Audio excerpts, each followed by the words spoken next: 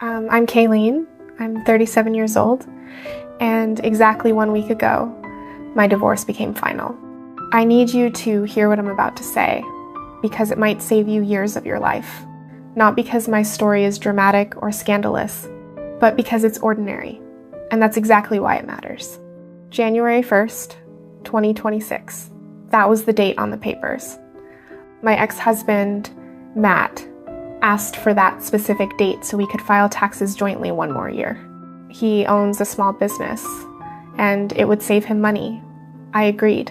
Even at the end, we were still making those small compromises. That's how reasonable we were. How civilized. How completely, devastatingly disconnected.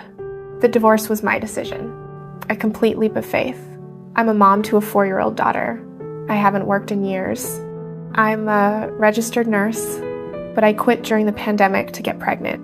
We didn't need my income. Matt was successful. We were comfortable. More than comfortable. On paper, I had everything.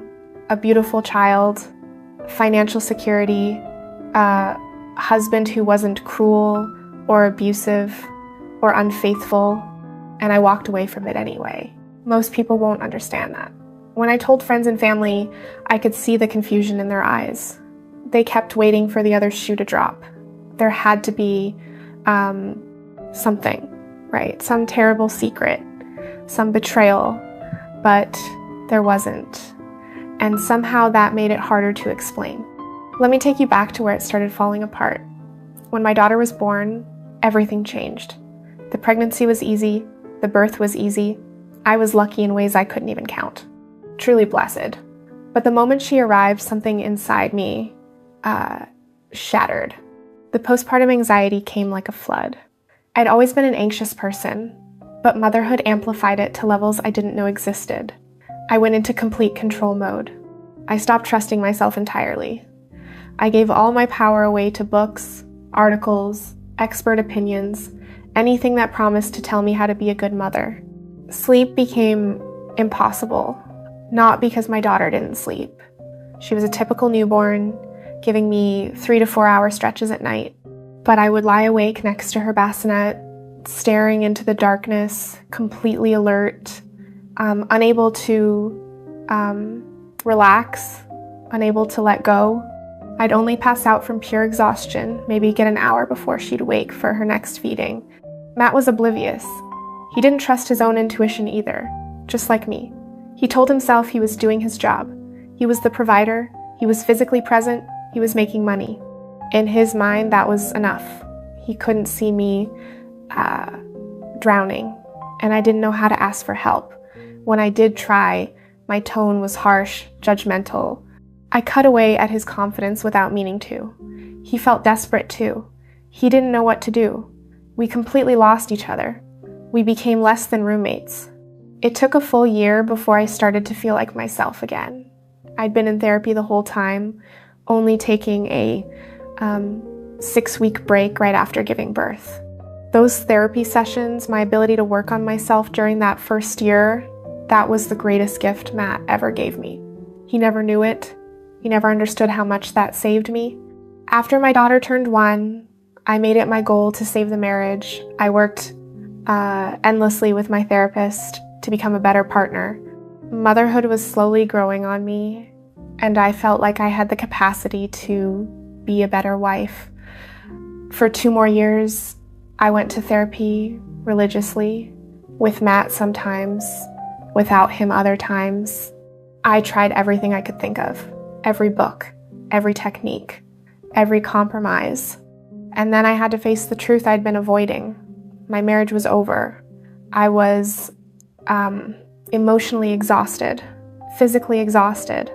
I felt like I couldn't breathe. My body started screaming at me in the only way it knew how. I got sick repeatedly, ear infections so agonizing I ended up at urgent care, bawling from the pain. I was beating a dead horse, and my body was begging me to wake up. There was no intimacy left between us. The only love I felt for Matt was familial, like the love you feel for a brother or a parent. Warm but distant, safe but empty. Asking for the divorce was the hardest thing I've ever done. I thought it would destroy me. From the outside, it seemed insane. Matt was supportive. He loved our daughter endlessly. He made great money. He was funny and kind when he talked to people. We had stability. We had a nuclear family. Why would anyone walk away from that? But my therapist said something I'll never forget.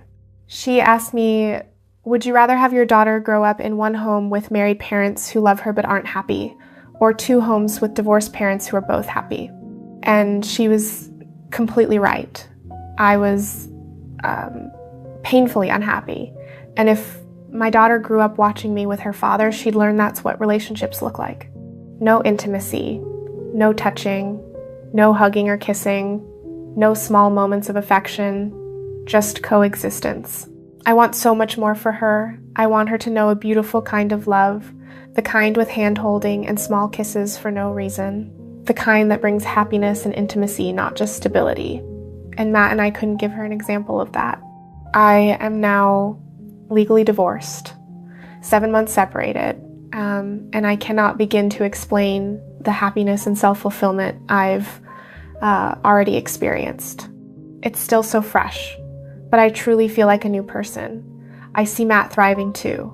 We've maintained a friendship, an amicable separation. That's been an incredible blessing for everyone, especially our daughter. I'm excited about my future again. I see Matt excited about his too.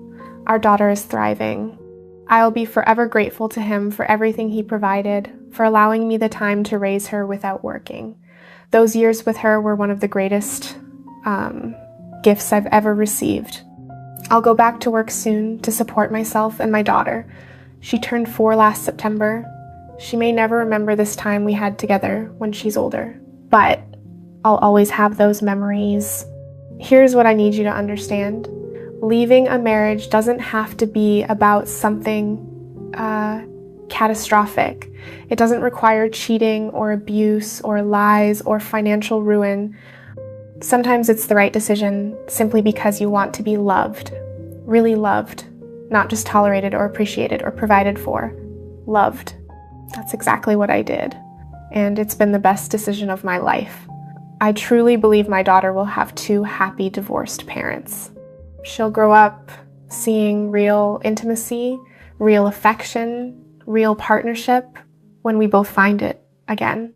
And that's worth everything. People ask me if I have regrets, if I'm scared, if I wonder what might have happened if I'd just stuck it out.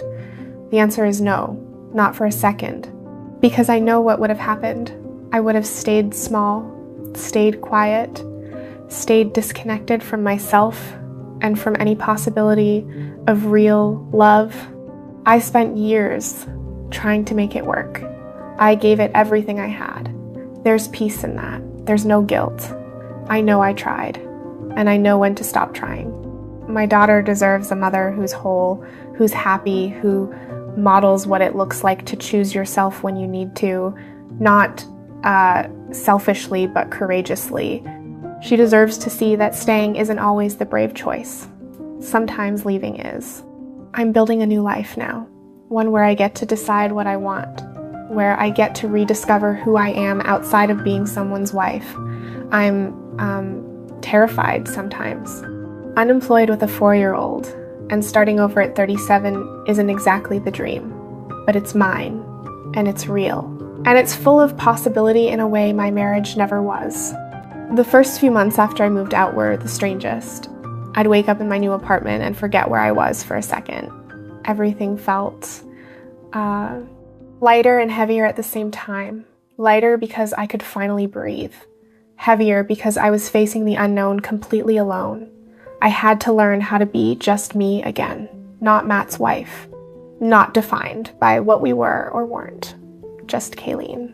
Some nights my daughter would be with Matt, and I'd sit in the silence of my empty apartment wondering if I'd made a terrible mistake. The doubts would creep in, but then I'd remember how it felt to live in that house with him. The loneliness of sleeping next to someone and feeling completely alone.